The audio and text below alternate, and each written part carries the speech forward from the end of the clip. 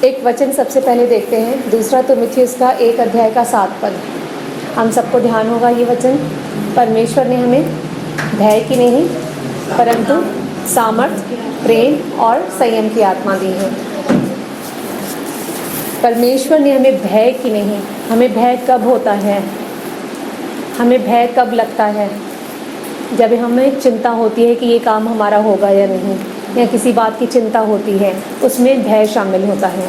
लेकिन परमेश्वर का सबसे बड़ा वचन हमारे साथ है कि परमेश्वर ने हमें भय की नहीं परंतु सामर्थ्य की आत्मा दी है, प्रेम की आत्मा दी है और संयम की आत्मा दी है।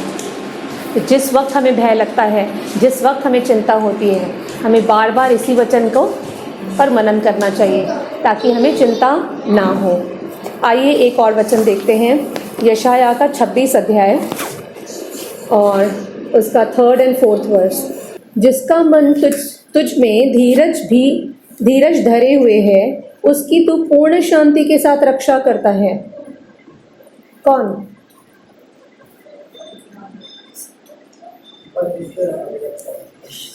क्योंकि वह तुझ पर भरोसा रखता है।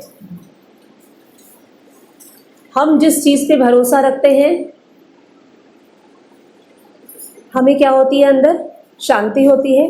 लेकिन जब हमारा भरोसा डगमगाता है, हमारी शांति भी कम हो जाती है, गायब हो जाती है। तो यहाँ क्वेश्चन उठता है, क्या हम परमेश्वर पर भरोसा करते हैं? और अगर हाँ, तो डर किस बात का?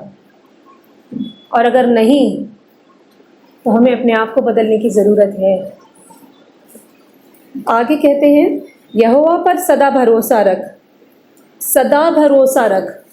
ऐसे नहीं आज रखना है और कल नहीं रखना, या आज की सिचुएशन परमेश्वर हैंडल कर सकता है, कल की सिचुएशन परमेश्वर हैंडल नहीं कर सकता। क्या ऐसा होता है?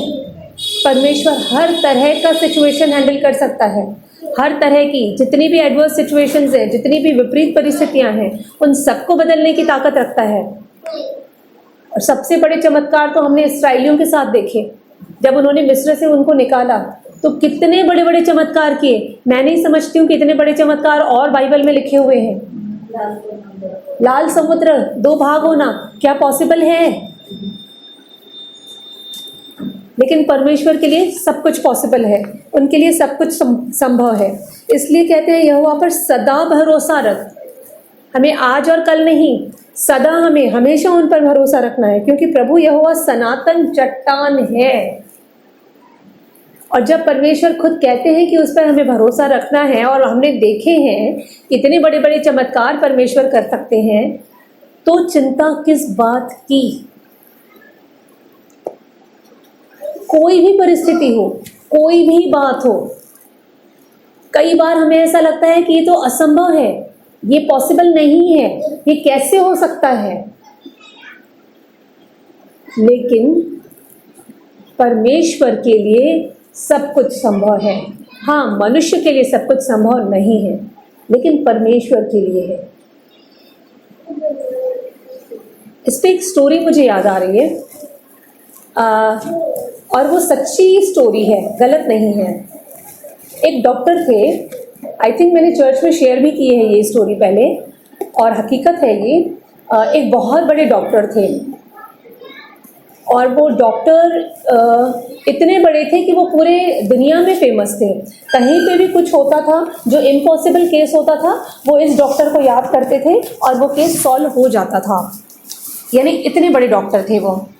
और एक बार वो क्या था, एक सेमिनार में जा रहे थे, जो डॉक्टर्स के सेमिनार्स होते हैं वहाँ जा रहे थे, और उस सेमिनार में उनको बोलना भी था किसी टॉपिक के ऊपर, और साथ में पूरे दुनिया के लोग, बड़े बड़े डॉक्टर्स, बड़ी बड़ी हस्तियाँ वहाँ मौजूद थी, और इनको प्राइज़ मिलने वाला था, इनका सम्मान किया जाने वाला था। तो आप समझ सकते हैं, और उस सम्मान को पाने के लिए, उस इनाम को पाने के लिए वो काफ़ी समय से इंतज़ार कर रहे थे, क्योंकि वो जो सम्मान था, वो जो इनाम था, वो हर किसी डॉक्टर को नहीं मिलता है। इंटरनेशनली कोई प्राइज़ उनको मिलने वाला था, उनको सम्मान मिलने वाला था। वो बहुत खुश थे, बहुत हैप्पी थे कि उनको, अब जाहिर सी बात है खुश तो होंगे ही। वो गए, अपनी फ़्लाइट्स के टिकट्स उन्होंने बुक की, और वो फ़्लाइट में बैठे, और इतना वहाँ दूर था कि एक जगह हॉल्ट करना था, मतलब रुकना था, फ़्लाइट चेंज करनी थी। तो एक कंट्री में रुके और उसके बाद दूसरी फ़्लाइट उन्होंने पकड़ी। जैसे दूसरी फ़्लाइट पे वो बैठे, अचानक मौसम ख़राब होने लगा। तो जो सडनली लैंडिंग करनी पड़ती है, जंगल में भी एरोप्लेन्स का आपने सुना होगा, फ़्लाइट्स उतारनी पड़ती हैं, कुछ प्रॉब्लम्स होती हैं। तो उन्होंने वो जंगल में कहीं सुनसान जगह पे उस फ्लाइट को उतारना पड़ा। ठीक है, अब सब यात्री उतरे, अकेले ये तो नहीं थे, पैसेंजर्स बहुत सारे थे, सभी उतरे। और उन्होंने क्या किया, बहुत सारे फ़ोन्स वगैरह कॉल किए, सबके लिए गाड़ियाँ आती गई। और इनको तो देर हो रही थी और इतने बड़े डॉक्टर थे, इनके लिए अलग से कोई गाड़ी आई। ये गाड़ी में बैठे और चले, चलते चलते, और काफ़ी दूर जंगल में थे तो आप समझ सकते हैं काफ़ी दूर उन्हें जाना होगा। काफ़ी रास्ते पे आ गए, आधे रास्ते पे आ गए, इनकी गाड़ी खराब हो गई। रुकावट पे रुकावट, हम समझ सकते हैं अगर हमारे साथ कभी कुछ होता है तो हम क्या बोले, प्रार्थना करके तो हम घर से निकले, फिर क्या हो गया, इतनी रुकावटें क्यों आ रही हैं। सेम उस डॉक्टर के मन में भी ऐसी कई सारी बातें आने लगी कि ऐसी रुकावटें क्यों आ रही हैं। फिर उन्होंने कहा कि किसी को बुलाया कि जो भी उनकी गाड़ी का ठीक है, मरम्मत करनी है। उनकी गाड़ी ठीक हुई, फिर वो चले।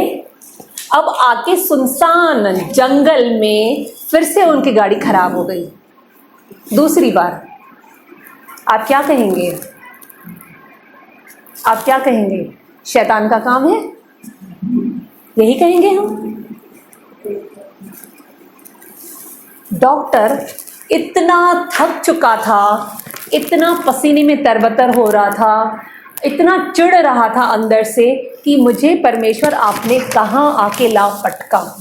अब कोई उपाय नहीं था दूर दूर तक कि कोई मैकेनिक वहाँ पे पहुँचे या वो किसी और ज़रिए, किसी ट्रांसपोर्टेशन के थ्रू कहीं और पहुँचे, कोई ज़रिया नहीं था। वो वहाँ खड़ा रहा, थोड़ा पैदल चला कि शायद कोई, जंगलों में भी कोई झोपड़ी वोपड़ी बनी रहती है, शायद कहीं कुछ मिल जाए। काफ़ी दूर चलने के बाद उसको कहीं टिमटिमाती हुई रोशनी दिखी। वो टिमटिमाती रोशनी जो दिखी, इतनी पास तो नहीं होगा वो झोपड़ी, काफ़ी दूर होगी। जैसे उसने टिमटिमाती रोशनी देखी, अंदर से एक आशा जगी कि कुछ तो है कि कम से कम मुझे रात यहाँ बिताने की ज़रूरत पड़ेगी या कोई फ़ोन कॉल मैं कर सकूँगा वहाँ से, क्योंकि दूर दूर तक कोई नेटवर्क नहीं था, कोई फ़ोन कॉल्स नहीं थे। इसकी जो फ़ोन था वो भी डेड हो चुका था। चलता गया, काफ़ी दूर तक वो झोपड़ी उसको देखी। छोटी सी झोपड़ी वहाँ पे थी। वहाँ पे एक लेडी थी और एक बच्चा सोया हुआ था पलंग पे, बेड पे। अब एकदम से उन्होंने दरवाज़ा खटखटाया।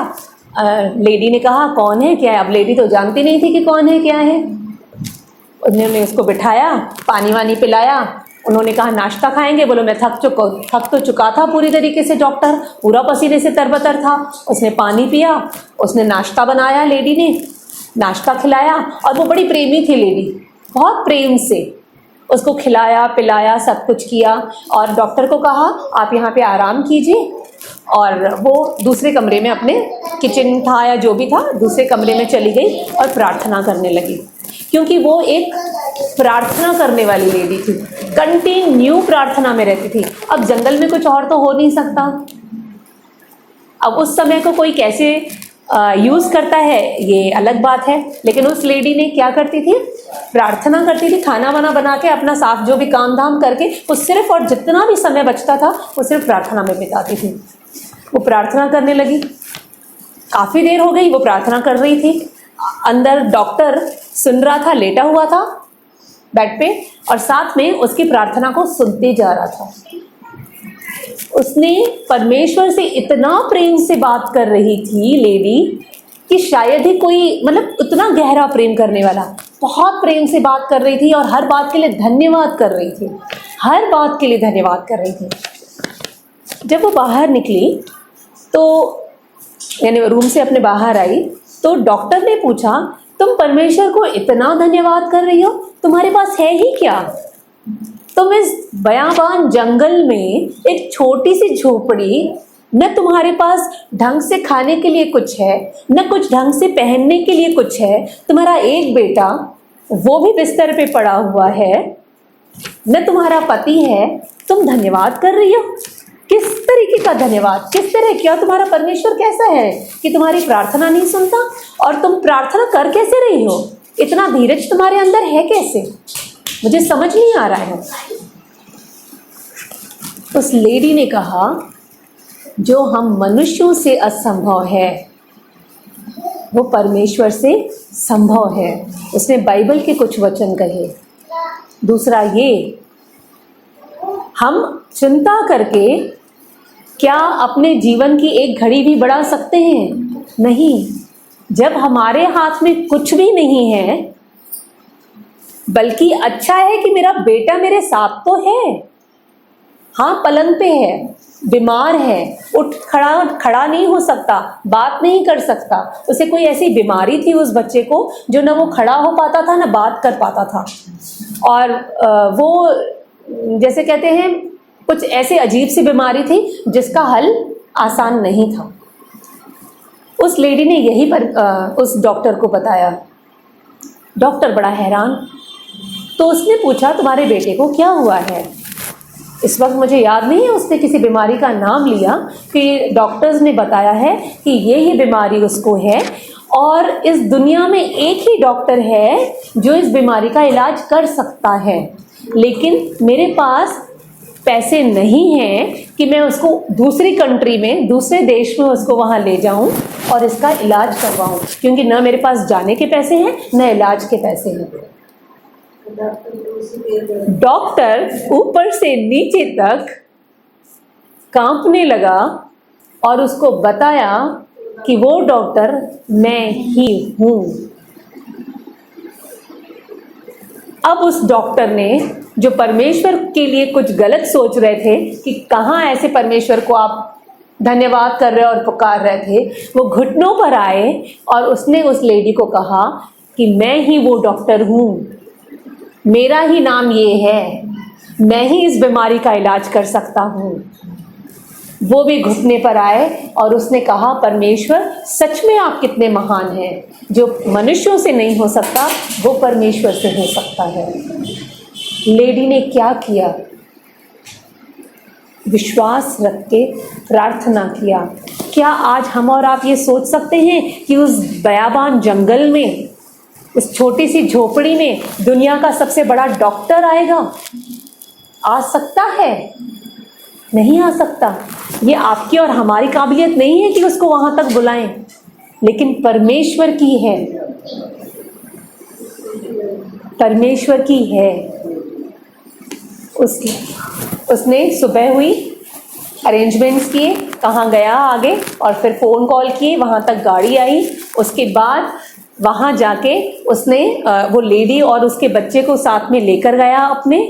वो सम्मान तो गया क्योंकि उसका टाइम निकल चुका था वो प्राइज़ का, लेकिन उसने कहा कि परमेश्वर आपने मुझे सबसे बड़ा सम्मान दिया है। और उस बच्चे को और लेडी को लेकर गया अपने साथ, अपने हॉस्पिटल में पूरा फ्री इलाज करवाया और किया उन्होंने, और पूरी जितनी भी ज़रूरतें थी उनकी पूरी की। क्योंकि डॉक्टर तो बहुत रईस था, वो लेडी रईस नहीं थे, वो कुछ नहीं था उसके पास, लेकिन उसके पास था परमेश्वर जो कि पैसे से कहीं ऊंचा है। उसके पास था परमेश्वर जो कि उसके विश्वास का रखवाला है। उसके पास था वो परमेश्वर जो उसकी हर असंभव बात को पूरा करने वाला था। उसके पास था वो परमेश्वर जो उसके बेटे का इलाज कर सकता था, क्योंकि उस डॉक्टर को बनाने वाला भी वही परमेश्वर था। अगर आज आप क्या सोचते, इतनी रुकावटें, इतनी परेशानियां, परमेश्वर जानता है कहाँ से किस सिचुएशन में कहाँ पहुंचाना है और कैसे काम करना है। वी नेवर नो, हम नहीं समझ सकते, हम नहीं जान सकते।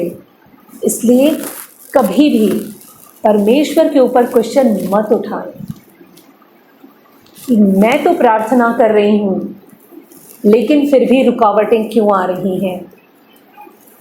मैं तो काम सोचने से पहले ही मैं प्रार्थना कर रही हूँ, लेकिन कुछ चेंजेस क्यों आए, और ऐसे चेंजेस जिससे मुझे परेशानी हो रही है। हो सकता है जैसे डॉक्टर को परेशानी आई, लेकिन वो परमेश्वर किसी और के लिए एक बेहतरीन काम करने जा रहा हो। जैसे परमेश्वर ने उस डॉक्टर का यूज़ किया, हो सकता है परमेश्वर हमारा भी यूज़ कर रहा हो। तो क्या हम परमेश्वर के कार्य करने के लिए तैयार नहीं? हमें होना है, क्योंकि अगर हम परमेश्वर के कार्य करेंगे तो परमेश्वर हमें और ज़्यादा अच्छे तरीके से हैंडल करेंगे, संभालेंगे और हमारी ज़रूरतों को पूरा करेंगे। हमें विश्वास रखना है, वो अटूट विश्वास जैसे उस लेडी को था। तभी वो जंगल में भी वो डॉक्टर आया, दुनिया का सबसे बड़ा डॉक्टर, खास करके वो कि जो उसी बीमारी का इलाज करने के लिए था। जब मैंने ये स्टोरी पढ़ी, मतलब मैं उसको एक बार नहीं 5 बार स्टोरी पढ़ ली, और 5 बार मेरी आंखों से आंसू निकलते आ रहे थे।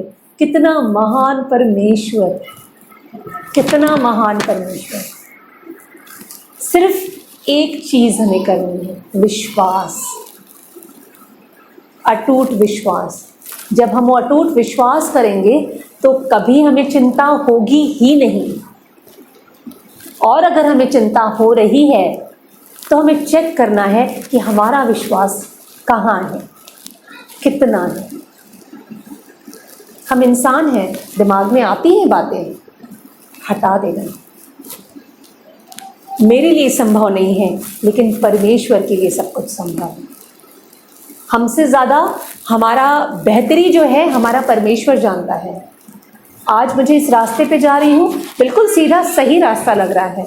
हो सकता है वहाँ गड्ढा हो जो मुझे नहीं दिख रहा हो, लेकिन परमेश्वर जानता है कि वहाँ गड्ढा है और ये गिरेगी तो वो रास्ते पे मुझे जाने से रोक देगा।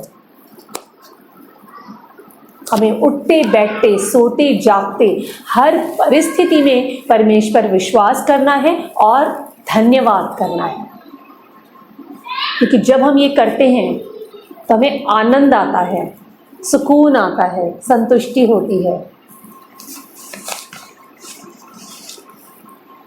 क्योंकि खाना पीना पहनना ये सब तो परमेश्वर हमें यूं ही देता है। जब वचन में लिखा है जब वो बहुत गोरैयों को, पक्षियों को खिलाने वाला है, तो क्या हमारी कमियों को पूरा नहीं करेगा? है ना, हमारे पास खाना पीना, छत, कपड़ा, मकान सब कुछ है। तो चिंता इस बात की नहीं है। हम क्या करते हैं, ये जब छोटी मोटी चिंताएं, छोटी मोटी बातें होती हैं, हम क्या करते हैं, इतना तो हमने सीखा है कि हम अपने माइंड को डाइवर्ट करते हैं, बदल देते हैं अपने दिमाग को, अपनी सोच को, और अंदर शांति आ जाती है। और जब नहीं बदलते तो कुड़कुड़ाहट होती है, चिड़चिड़ापन आता है और घर में क्लेश, शांति छिन गई। लेकिन इसके विपरीत अगर हमने अपने माइंड को चेंज किया तो हमें क्या आती है, शांति आ जाती है और लड़ाई झगड़ा नहीं होता और घर में प्रेम बना रहता है। लेकिन कुछ चिंताएं जो हैं, कुछ सिचुएशंस में हम न चाहते हुए भी हमें बहुत चिंता होती है। कुछ बातें, कुछ सिचुएशंस ऐसी होती हैं, कुछ प्रॉब्लम्स ऐसी होती हैं जो कितना भी हम अपने माइंड को डाइवर्ट करते हैं, बदलने की कोशिश करते हैं, पर नहीं बदलती, नहीं बदलता। हम अपने माइंड को नहीं बदल पाते हैं। बार बार थोड़ी देर के लिए बदला, लेकिन वापस से वही ख्याल वापस आता है कि अब करें क्या। हमें डिसीजन लेना है, करें क्या। चिंता होती है बहुत, क्योंकि हर प्रॉब्लम को हम अपने माइंड को डाइवर्ट करके सॉल्व नहीं कर सकते। हाँ, कुछ खरीदना होता है, माइंड को डाइवर्ट कर लेते हैं, हट जाता है। लेकिन कहीं कहीं हमें डिसीजन लेना है, कुछ फैसला करना है, हम फैसला नहीं ले पाते, तब चिंता जायज़ है कि हमें क्या करना है। लेकिन वो चिंता करके हम क्या करते हैं, हमारा स्ट्रेस बढ़ाते हैं, अपना बीपी बढ़ाते हैं, टेंशन बढ़ाते हैं, और कुछ नहीं। फाइनली क्या होता है, हमारे हेल्थ पे इफेक्ट होता है। प्रॉब्लम तो वहीं का वहीं रहता है, डिसीजन तो ले अभी भी नहीं पाए, लेकिन डिसीजन तो पहले भी नहीं ले पाए, अभी भी नहीं ले पाए, लेकिन क्या करते हैं, उस चिंता करके हमने अपना बीपी बढ़ा दिया और अपनी हेल्थ पे इफेक्ट कर दिया। क्या हासिल हुआ? अच्छी चीज़ या बुरी चीज़? बुरी चीज़ हासिल हुई। तो टेंशन किस काम का? क्या यहाँ हम ऐसा नहीं कर सकते जैसे उस लेडी ने किया? कितने सालों से प्रार्थना कर रही होगी वो, ये तो नहीं लिखा था वहां पे, लेकिन मैं समझती हूँ बच्चा जब इतना बड़ा था, करीब करीब 10-12 साल का बच्चा था, तो सोचिए वो कितने सालों से प्रार्थना कर रही होगी। शायद पहले वो भी कुड़कुड़ाई हो, लेकिन जब देखा कि उसके पास कोई उपाय नहीं है तो वो शांत होकर सिर्फ परमेश्वर से प्रार्थना करने लगी और धन्यवाद करने लगी। यही किया होगा। तो जब डिसीजन नहीं ले पाते हैं, जब किसी चीज का हल नहीं है, तो क्यों ना हम भी ऐसा करें, चाहे उसके लिए 10 साल हो या 20 साल हो या 2 साल हो।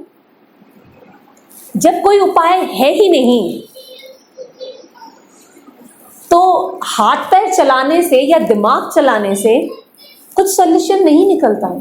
तो क्यों ना जो सॉल्व करने वाला है परमपिता परमेश्वर, हम उसी के पास रहें, उसी के चरणों में रहें, उसी से प्रार्थना करें और धन्यवाद करें, ताकि शायद आज नहीं तो कल वो हमारे प्रॉब्लम को सॉल्व कर ही लेगा। आइए एक वचन देखते हैं, पहला पतरस उसका 5 अध्याय का 7 पद। पहला पतरस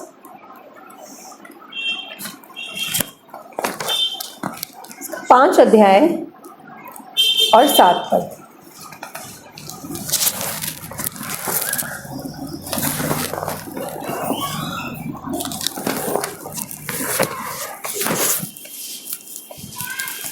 अपनी सारी चिंता उसी पर डाल दो, क्योंकि उसको तुम्हारा ध्यान है। अपनी सारी चिंता उसी पर डाल दो। जब भी शैतान भी कुछ माइंड में डालता है, नेगेटिव चीज़ें, नेगेटिव बातें, उसी वक्त शैतान को कहो, शैतान तू यहाँ से निकल, क्योंकि लिखा है पहले पतरस में कि परमेश्वर को मेरा ध्यान है। क्योंकि नेगेटिव बातें आने में, नेगेटिव विचार आने में एक पल भी नहीं लगता, लेकिन उस नेगेटिव विचार को, उन नकारात्मक बातों को अगर हमने अपने दिमाग में जगह दी तो वो अपना घर बना लेते हैं और शैतान को मौका मिल जाता है कि वो और हमारे अंदर नकारात्मक बातों को लेकर आए। और एक बार अगर शैतान ने एंट्री कर दी तो हम सबको पता है कि क्या होता है, हमें एंट्री देनी ही नहीं है। जब वो एक ख्याल आता है नेगेटिव, उसी वक्त उसको निकाल के हमें शैतान को हराना है, उसको बताना है शैतान तू इधर से निकल, क्योंकि लिखा है कि परमेश्वर को मेरा ध्यान है। इसलिए परमेश्वर में अपनी सारी चिंताएं, मुझे आज नहीं लग रहा है कि ये सॉल्व होगा, मुझे आज नहीं पता कि मैं क्या डिसीजन लूँ, लेकिन आप सब कुछ जानते हैं। मेरे लिए बाकी सारे दरवाजे बंद कर दीजिए जहां मुझे नहीं एंटर करना। मेरे लिए वही एक दरवाज़ा खोलिए प्रभु, कि मैं उसी दरवाजे से जाऊं जहां से आप चाहते हैं। डिसीजन हमें कहाँ लेना पड़ता है, मैं ये काम करूं या ये करूं, तब हमें डिसीजन लेना है। हमारे सामने 2 रास्ते होते हैं, लेकिन अगर एक रास्ता बंद हो जाए, एक दरवाज़ा बंद हो जाए, तो हमारे पास कोई ऑप्शन नहीं रहता। हम क्या करते हैं, मुझे एक ही दरवाज़ा खुला है, बाकी तो सब बंद है, चलो इसी रास्ते से, इसी दरवाजे से एंटर करना है। तब हम इट एंड बट नहीं सोचते, सही है, तब हम कुछ और नहीं सोचते, मेरे पास ऑप्शन ही नहीं है, मुझे यहीं से जाना है। हमें परमेश्वर से भी यही प्रार्थना करनी है, प्रभु आप जानते हैं कि मैं ना समझ हूँ, यहाँ मेरे सामने 4 दरवाजे खुले हुए हैं प्रभु जिन दरवाज़ों से मुझे एंटर नहीं करना, उन सारे दरवाज़ों को बंद कर दीजिए। इवन आप बंद करिए उनको। कैसे? यीशु मसीह के नाम से वो सारे दरवाजे मैं बंद कर देती हूँ, और प्रभु वो दरवाज़ा जो मेरे लिए आप चाहते हैं कि मैं एंटर करूँ, जिस रास्ते से मैं जाऊँ, जो डिसीजन मैं लूँ, उसी रास्ते को, उसी दरवाजे को यीशु मसीह के नाम से मैं खुला रखती हूँ। जब हम ऐसी प्रार्थना करते हैं तो स्वर्गदूत अलर्ट हो जाते हैं, और वो सच में जो दरवाजे हमारे लिए नहीं है वो बंद करते हैं, और वही दरवाज़ा खुला रहेगा जहाँ से आपको एंटर करना है। तो क्या डिसीजन लेना आसान नहीं होगा? और उस वक्त अगर हमें ये लगे कि नहीं मुझे इस दरवाजे से नहीं, मुझे इस दरवाजे से जाना था, तो विश्वास रखना है सिर्फ और सिर्फ परमेश्वर पे। हो सकता है वो दरवाज़ा हमें अच्छा ना लग रहा हो, लेकिन परमेश्वर जानता है कि हमारे लिए वो रास्ता सही है या नहीं, वो डिसीजन सही है या नहीं। हम नहीं जानते, क्योंकि हमारे कल आने वाला क्या है हमें नहीं पता, लेकिन परमेश्वर को पता है। तो हमें प्रार्थना भी वही करनी है और वो करके विश्वास रखना है, फिर डगमगाना नहीं है, क्योंकि अगर फिर डगमगाया तो फिर शैतान एंटर कर देगा।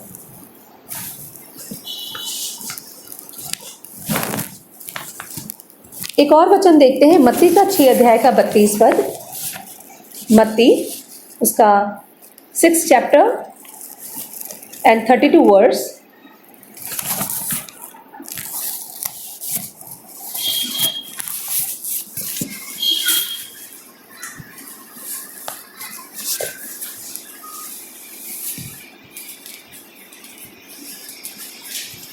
क्योंकि अन्य जाति इन सब वस्तुओं की खोज में रहते हैं, पर तुम्हारा स्वर्गीय पिता जानता है कि तुम्हें इन सब वस्तुओं की आवश्यकता है। हमारा परमेश्वर जानता है कि हमें किन बातों की, किन चीज़ों की ज़रूरत है, क्या आवश्यकता है हमारी। हमारा परमेश्वर जानता है, और जितनी हमें ज़रूरतें हैं वो हमारी सारी ज़रूरतों को, हमारी सारी आवश्यकताओं को पूरा करने के लिए सामर्थ्य है।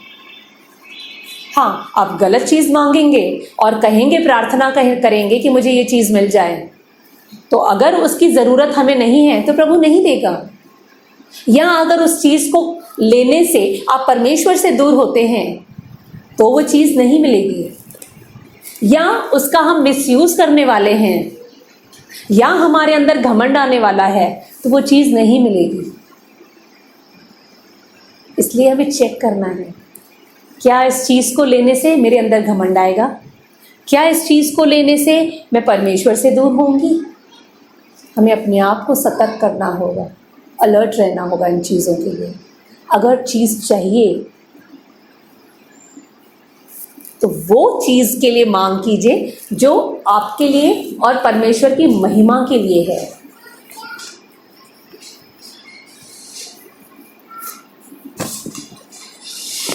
और मत्ती 6 के 27 में क्या लिखा हुआ है? तुम में कौन है जो चिंता करके अपनी आयु में एक घड़ी भी बढ़ा सकता है? क्या हम अपनी एक घड़ी भी बढ़ा सकते हैं? जब जाने का टाइम आएगा तो हम कहेंगे, अरे 1 मिनट रुक जाओ, मैं परमेश्वर का ध्यान करूं, या मेरे बच्चे को समझा लूं, या मैं किसी को बोल दूं। तो क्या हमारे पास टाइम होगा? नहीं होगा। आज हम जीवित हैं, आज हम काबिल हैं हर काम करने के, तो क्यों ना हम उस परमेश्वर की आराधना करें, क्यों ना उस परमेश्वर पर विश्वास करें जो सब कुछ कर सकता है। क्योंकि हम चिंता करके हमें कुछ नहीं मिलने वाला। हम चिंता करेंगे तो बीपी प्रॉब्लम होगी, हम चिंता करेंगे तो स्ट्रेस होगा, डिप्रेशन होगा, डॉक्टर के पास जाना पड़ेगा, और अपने फैमिली मेम्बर्स को दूसरी परेशानी में खड़ा कर देंगे।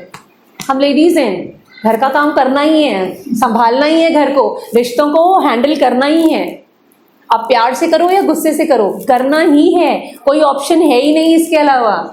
भाग के जाएंगे तो कहाँ जाएंगे? वहाँ पे भी कोई और लोग मिल जाएंगे, क्या करेंगे?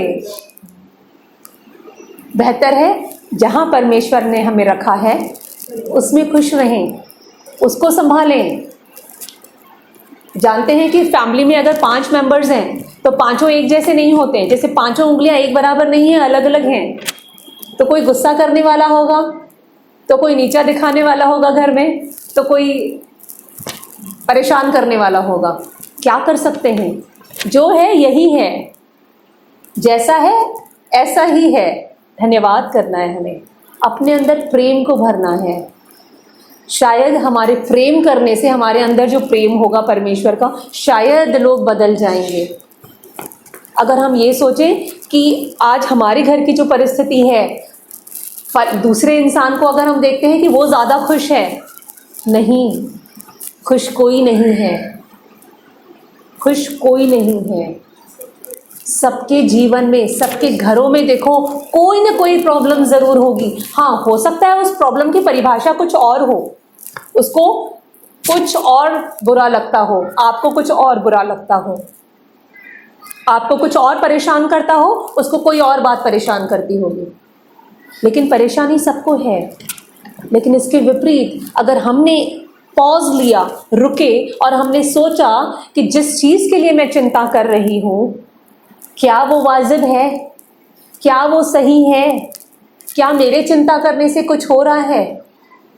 नहीं, तो चिंता को ख़त्म कर दीजिए वहीं पे। एक डस्टबिन, आंखें बंद करके वो विजुअलाइज कीजिए, देखिए वो चिंता को मेरे दिमाग से निकाला है, डस्टबिन में डाला है और मैच स्टिक को जला के उसमें डाला है और वो जल रही है, वो जल रही है। ये देखिए, फील कीजिए, सच में आपको रिलीफ में लगेगा, सच में रिलीफ लगेगा। एंड परमेश्वर को बोलिए, प्रभु ये प्रॉब्लम है, मुझे नहीं पता कि मुझे क्या डिसीजन लेना है, मुझे नहीं पता मुझे किस रास्ते से जाना है, आप देखिए क्या करना है।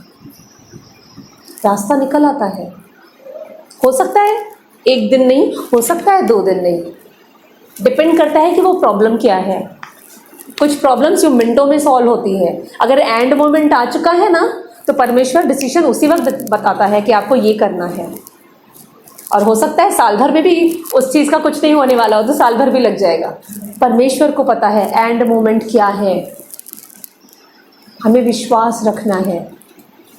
जैसे उस दिन शालिनी सिस्टर ने गवाही दी, एंड मोमेंट तक कैसे उसके बेटे से वो प्लेट हटा दी गई। प्रभु ने काम किया एंड मोमेंट तक, वो सिर्फ प्रार्थना चालू थी उनकी। हम क्यों घबराते हैं, किस बात से घबराते हैं? कुछ नहीं मिलने वाला घबराने से। हाँ, प्रार्थना करने से कुछ मिलना है, हाँ विश्वास करने से कुछ मिलना है, कुछ नहीं सब कुछ मिल सकता है।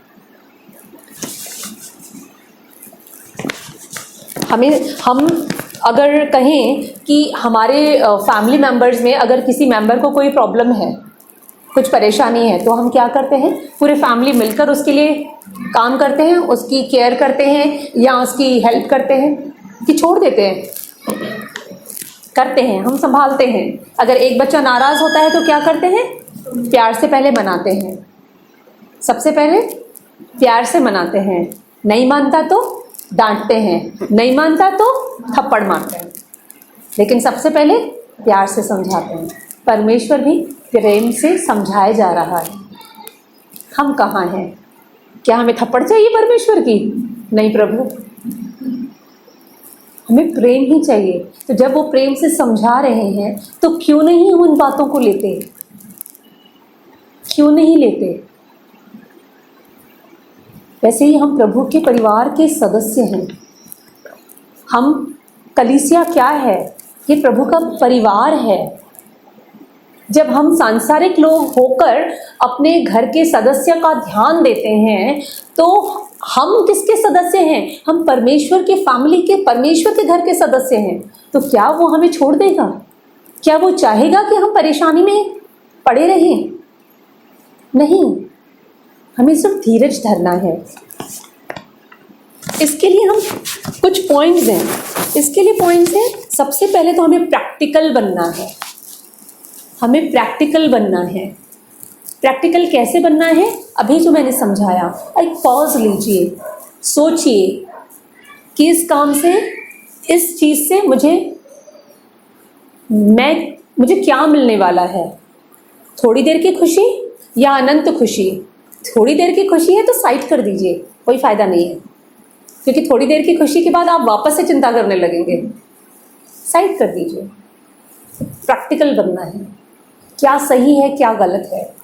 दूसरा पॉइंट है, आपको किसी की मदद ले सकते हो सकता है कई बार हम किसी फ्रेंड की या किसी ऐसे इंसान की मदद ले सकते हैं कि हमें क्या डिसीजन लेना है। फॉर एग्जांपल, अगर बच्चों के एजुकेशन से रिलेटेड कोई प्रॉब्लम है, हमें डिसीजन लेना है कि किस फील्ड में बच्चे को डालना है, तो जो इस फील्ड की नॉलेज रखता हो आप उससे पूछ सकते हो।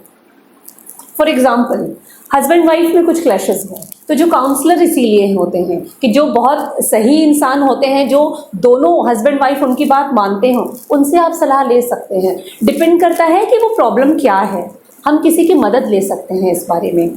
थर्ड पॉइंट है, कई बार हम लेडीज़ की आदत होती है, जितने हम थके हुए रहते हैं हम मना नहीं कर सकते किसी काम के लिए। अगर किसी ने काम करने के लिए कुछ कह दिया, हाँ बोलते हैं, हम करते जाते हैं और इतना थक जाते हैं कि अपने आप को बीमार कर लेते हैं। तो हमें स्माइल करके ना बोलना सीखना होगा। अगर 24 घंटे में हमारे पास पूरे 24 घंटे बिजी हैं, हम नहीं कर सकते उस काम को, लेकिन जेन्युइनली नहीं कर सकते। ऐसे नहीं कि मुझे 2 घंटे आराम करना है, वो वाला नहीं। हम आधा घंटा भी आराम करके अपना काम कर सकते हैं। वो डिपेंड करता है कि आपकी सोच उसके ऊपर क्या है।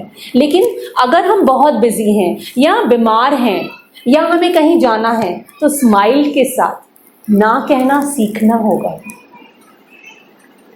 ये ज़रूरी है। नेक्स्ट पॉइंट है, हमें टाइम मैनेजमेंट सीखना होगा। टाइम मैनेजमेंट मीन्स टाइम को किस तरीके से हमें यूटिलाइज करना है, उसको कैसे सदुपयोग करना है समय का, हमें ये सीखना होगा। क्योंकि ये समय तो 24 घंटे सभी के पास है। मैं खुद पे ही देखती हूँ, अगर मैं किसी दिन छुट्टी है, आज मैं 7 घंटे स्कूल में हूँ, तो 7 घंटे मैं स्कूल की ड्यूटी कर रही हूँ, लेकिन जिस दिन छुट्टी है तो वो 7 घंटे मैं क्या कर रही हूँ? क्या वो 7 घंटों को मैं यूटिलाइज कर रही हूँ जब मैं घर पे हूँ? ये मुझे एनालाइज करना होगा। तो जैसे आपके पास जितना समय है, उस समय को आप कैसे यूज़ कर रहे हो? हाँ, आपने 3 घंटे मोबाइल में लगा दिए रील्स देखने में और वीडियोस देखने में, तो 3 घंटे बर्बाद हो गए। उस 3 घंटे में आप क्या क्या कर सकते थे? हाँ, फ़ोन का काम है या आपको एंटरटेनमेंट चाहिए, तो आप आधा घंटा भी एंटरटेन कर सकते हैं अपने आप को, कोई बड़ी बात नहीं है। लेकिन बाकी 2.5 घंटे आपको मिल जाते। ये हमें देखना होगा कि हम अपने टाइम को कैसे यूटिलाइज कर रहे हैं। नेक्स्ट है, अपने फ्रेंड्स के साथ, अपने फैमिली के साथ एक क्वालिटी टाइम स्पेंड करना होगा। क्वालिटी टाइम मीन्स ऐसे नहीं कि साथ में बैठे हैं और लड़ाई झगड़ा कर रहे हैं, वैसा साथ बैठना नहीं। चाहे थोड़ी देर ही अपनी फैमिली के साथ, फ्रेंड्स के साथ, कलीसिया के लोगों के साथ कुछ ऐसे बैठना है कि जिससे हम, यानी अंदर तक एक हैप्पीनेस फील हो, खुशी होनी चाहिए, खुशी होनी चाहिए। वो ज़रूरी है, क्योंकि आज हम लेडीज़ कामों में इतने ज़्यादा बिजी हैं कि हम अपने लिए समय ही नहीं निकाल सकते। नहीं है समय अपने लिए। कभी आपने याद किया होगा कि हम कब दिल खोल के खुश हुए, हंसे हैं? शायद बहुत कम। हमें याद करना पड़ता होगा। लेकिन जब हम बच्चे थे तो किस तरीके से हंसते थे? बिना बात के हंसते थे, खिलखिला के। आज हम याद करें तो हमने कब खिलखिला के हम हंसे हैं? याद भी नहीं है। क्यों? ये कारण है चिंता का, ये कारण है भय का। हमने अपने अंदर के बच्चे को मार दिया है। हमें उस बच्चे को जिलाना होगा वापस। आपके बच्चे हैं, आप बच्चों के साथ बच्चे बन जाइए। पड़ोस के बच्चों के जो छोटे छोटे बच्चे हैं, जैसे अभी युवान है, आप अगर 10 मिनट भी उसके साथ खेलते हैं तो हम वैसे फील करते हैं कि वे तो नहीं छोटे बच्चे हैं। हम अंदर तक हमें खुश होना है। हम बाहर ही खुश हैं, हाँ युवान आया, हाँ बैठा है, अरे चॉकलेट लिया, बस हो गया। नहीं, उतने ही छोटे बच्चे के साथ हमें वैसे ही खुश होना है। हम अंदर से खिलखिला के हमें हंसना होगा, चिंता गायब हो जाएगी। ये ज़रूरी है, ये बहुत ज़रूरी है। कई बार अगर नहीं हंसी आती है ना, आईने में अपने आप को देखिए, खुद की तारीफ कीजिए। गलत नहीं है, परमेश्वर ने आपको बहुत खूबसूरत बनाया है, सबको अलग अलग बनाया है। आप अलग दिखते हैं, आप अलग दिखते हैं, एक जैसे नहीं है। हाँ, सब सारे ऑर्गन्स एक जैसे हैं, आँख, नाक, मुंह सब एक जैसे हैं, लेकिन फीचर्स सबके अलग हैं। तभी आप अलग दिखते हैं, आप अलग दिखते हैं। हमें खुद की तारीफ कीजिए आईने में देख के और परमेश्वर का धन्यवाद कीजिए। परमेश्वर धन्यवाद, आपने मुझे कितना स्मार्ट बनाया है। परमेश्वर धन्यवाद, आपने मुझे कितना गोरा बनाया है। परमेश्वर धन्यवाद, आपने मेरी आंखों को खूबसूरत बनाया है। परमेश्वर का धन्यवाद कीजिए और अपनी तारीफ कीजिए। समय निकालिए 2 मिनट, टाइम नहीं लगता। आईने में देखकर अपनी, जरूरी नहीं है कि कोई बैठा हो और आप कर रहे हो तो बोले पागल हो गई।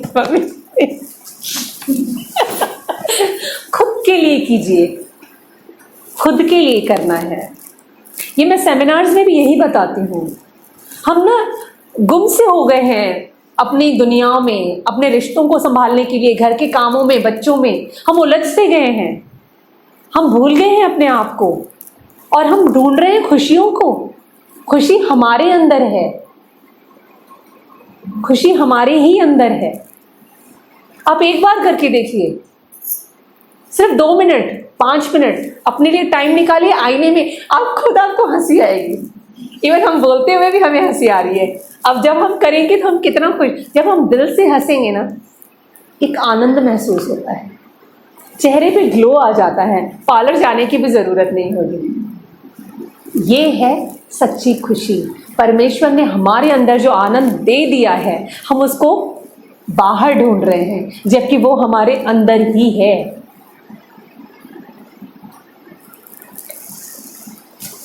और हेल्थ के लिए भी हमें अपना काम करना है। क्या हम अपने हेल्थ को ठीक करने के लिए क्या करते हैं? क्या कर रहे हैं? हमारी उम्र बढ़ती जा रही है, हम क्या कर रहे हैं? कुछ नहीं कर रहे हैं। हमें एक्सरसाइज करनी है, ज़रूरी है, जिससे हमारी मसल स्ट्रेच होती हैं। हम काम किए जा रहे हैं, क्या काम कर रहे हैं? काम सब कर रहे हैं 24 घंटे, लेकिन बैठे का काम कर रहे हैं, खड़े का काम कर रहे हैं। कौन सा दौड़ रहे हैं? अपनी मसल्स को कितना स्ट्रांग बना रहे हैं। आज 2 बाल्टी पानी उठाने के लिए बोलते हैं, नहीं उठा सकते। क्यों नहीं उठा सकते? क्यों नहीं उठा सकते? ताकत नहीं है। हमारे अंदर ताकत प्रभु ने दी है, लेकिन हमने अपनी मसल्स को बिठा के रखा है, एक जगह होल्ड करके रखा है। ताकत कहाँ से आएगी? उनका हम यूज ही नहीं कर रहे हैं। आज 1 बाल्टी पानी उठा नहीं पा रहे हैं हम। क्यों? छोटी बाल्टी 10 लीटर पानी उठाते हैं, क्यों 20 लीटर की क्यों नहीं उठा पा रही? हमारे अंदर जो ताकत दी है प्रभु ने, हम उसको यूज ही नहीं कर रहे हैं। हमें एक्सरसाइज करना होगा, अपने मसल्स को स्ट्रेच करना होगा, उस ताकत को वापस जगाना होगा। वो कैसे आएगी? जब हम एक्सरसाइज करेंगे। वो ज़रूरी है। तो इन्हीं 24 घंटों में जो आप 4 काम कर रहे हैं, हम 8 काम कर पाएंगे और बेहतरी से कर पाएंगे। और नेक्स्ट है, हमें अपनी ईगो को ख़त्म करना होगा। हमारे अंदर अहम बहुत है। इसने ऐसा बोला, उसने वैसा किया, इसने मुझे नहीं पूछा, उसने मुझे सम्मान नहीं दिया, मैंने तो इतना दिया, उसने मुझे इतना नहीं मिला। ये सारी चीज़ें साइड कर दीजिए, ख़त्म कर दीजिए। इन चीज़ों का, इन बातों का कोई भी महत्व नहीं है। महत्व है मैं कितनी खुश हूँ, महत्व है परमेश्वर के मैं कितनी करीब हूँ। महत्व ये है कि मैं अपनी फैमिली को, अपने रिलेशंस को कैसे हैंडल कर रही हूँ। महत्व ये है कि मैं परमेश्वर के कितने काम कर रही हूँ। ये ज़रूरी है।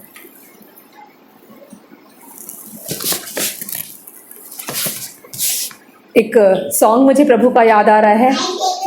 करता हूँ मैं तेरी चिंता, तू क्यों चिंता करता है। करता हूँ मैं तेरी चिंता, तू क्यों चिंता करता है। आंसुओं की घाटियों में साथ ना छोड़ूंगा तेरा। आंसुओं की घाटियों में साथ ना छोड़ूंगा तेरा। सभी तुझको छोड़ेंगे तो भी मैं तुझको भूलूंगा न कभी। सभी तुझको भूलेंगे तो भी तुझको भूलूंगा कभी अपनी तुझे उठाकर चलाऊंगा हर दिन अपनी कृपा में तुझे उठाकर लाऊंगा हर दिन अपनी कृपा में। करता हूँ मैं तेरी चिंता, तू क्यों चिंता करता है।